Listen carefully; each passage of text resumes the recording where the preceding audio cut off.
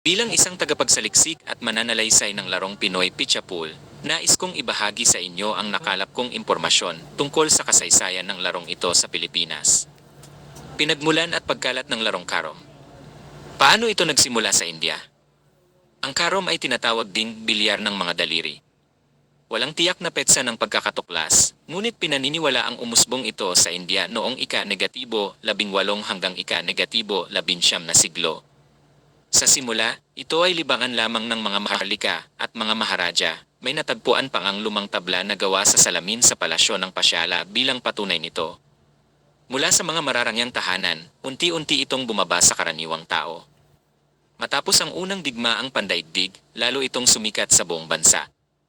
Noong 1956 itinatag ang All India Karom Federation, at noong 1988 nabuo ang pandaigdigang samahan na International Karom Federation na nagtakda ng isang patakaran. Paano ito lumaganap sa ibang bansa? Ang laro ay kumalat sa pamamagitan ng mga mangangalakal, sundalo at pamilyang lumipat ng tirahan. Sa Timog Asya, mabilis itong umabot sa Pakistan, Bangladesh, Sri Lanka, Nepal, at Maldives, naging paboritong laro sa mga bahay, kainan, at pagtitipon. Sa Timog Silangang Asya, dala ng mga mangangalakal at manlalakbay, nakarating ito sa Myanmar, Malaysia, Indonesia, at maging sa gitnang silangan.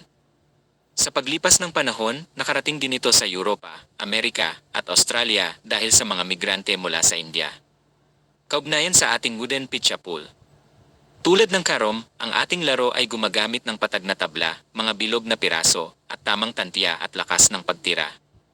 Pareho itong larong nangangailangan ng kasanayan, pasensya, at estratehiya, at lumago mula sa simpleng libangan tungo sa kinikilalang laro ng husay.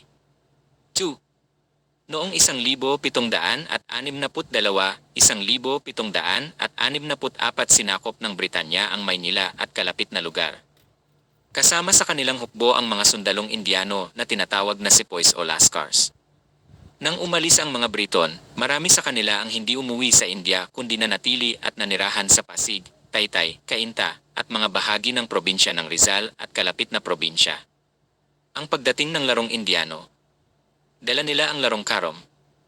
Dahil pareho ang diwa, makinis na tabla na kahoy, bilog na piyesa, pamato, at tantya ng anggulo at lakas, natural itong hinaluan, inangkop, at binago ng mga Pilipino ayon sa sariling materyales at estilo. Ito ang naging ugat ng ating wooden Pinoy Pichapul. Bakit walang opisyal na kasulatan?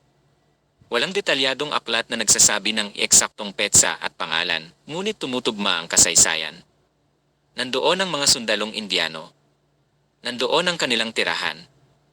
Magkamag-anak ang dalawang laro sa anyo at mekanika. Ang tawag na picha ay hango rin sa salitang picha kairam mula sa kanila. Sa madaling salita, hindi ito imbento, ito ay kwentong salinlahi na sinusuportahan ng kasaysayan. Ang karom ang ninuno at ang ating larong Pinoy Pichapul ang naging sariling bersyong Pilipino na inangkop sa ating mga tabla at pamamaraan.